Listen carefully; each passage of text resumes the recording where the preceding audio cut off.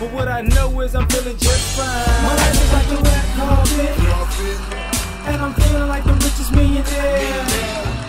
This is my local mayor, and I'm the biggest star around here. What's happening, fam? L.A.R. movement still moving. Subscribe or die trying. You see the thumbnail. When the world sees a dad side. So shout out to Choke No Joke. He was on Instagram and on YouTube, and he was having a conversation with 50 Cent's oldest son, Marquise. And when it went public, because I did a video about this a week, 2 weeks ago, before, but it went public, it started making the rounds of social media, started growing. And you saw, and it started getting a visceral reaction. People really started getting upset. And what I like about the whole situation is the comment section. Because when you see the comment section, like it made it all the way to Yahoo's. Like it basically went from social media to blog sites and stuff like that, and shade room type sites, to news outlets like Yahoo News and, I think MSNBC, stuff like that. It started going out.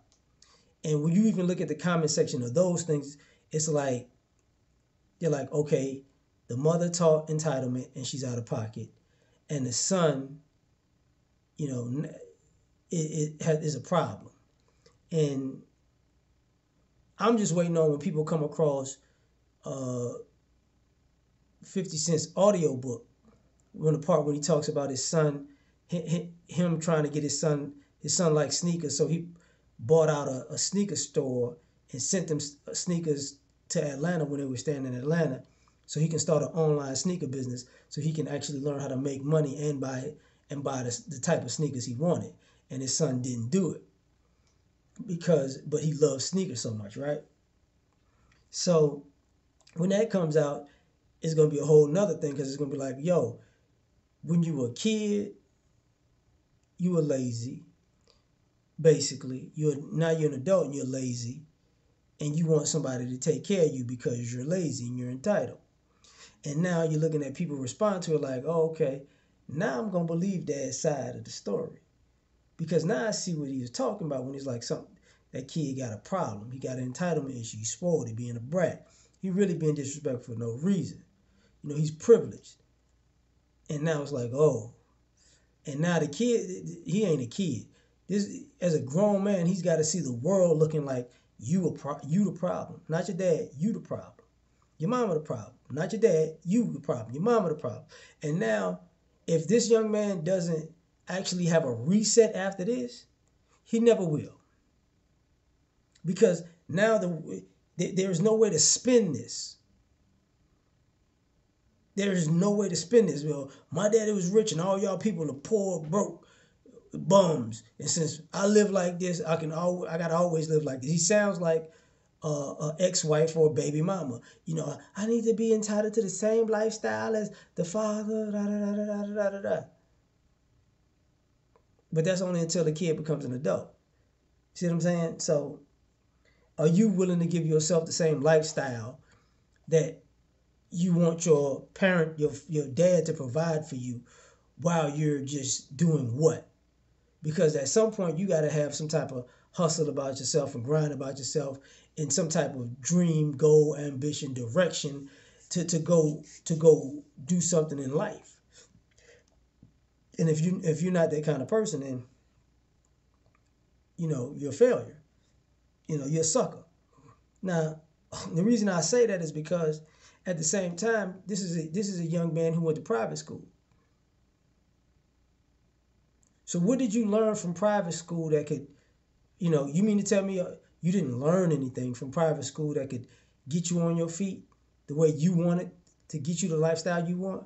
Or you didn't learn anything from the connections you made in private school to all these other rich families that you and some classmates could come together and make something happen? You didn't learn how to network like that, because you was privileged. So what did you do with your time? What have you been doing with your time, other than dissing your father when it's get rich or die trying anniversary, or I'm a preem son, you know what I'm saying? You know, taking shots at him. It's like, it's a problem. And I said this before, you know, not, the world sees a dad's side because a lot of dads can resonate with this, and a lot of quote unquote baby mamas have a problem with this because now it makes the whole family court child support argument stand on his head because it's like, wow, this is what we're doing. This is how these kids are turning out. This is how they're turning out. They're not productive members of society. They're not good people. They just become grown brats who want to live off somebody, who wind up living off of somebody else or living off the system because they're entitled. They don't think they need to do anything. So, but add to that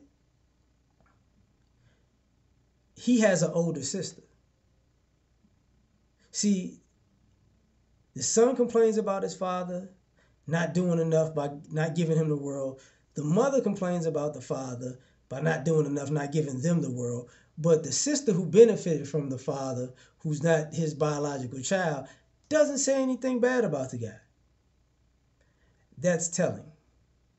Because that means she's the only one with common sense to go, hey, I'm not even related to this situation, and I benefited from it. So I'm not even gonna say nothing because, you know, her father might have been very involved in her life, but she still got the benefits of a 50 Cent lifestyle just by proxy. So it shows how now people are looking at the dad side of the story like, you know what? We done messed up. And yeah, you have. But tell me what you think. Like, share, subscribe, or die trying. Catch y'all on the next one. Peace. You ever been at the top of the universe? I'm gonna tell you that.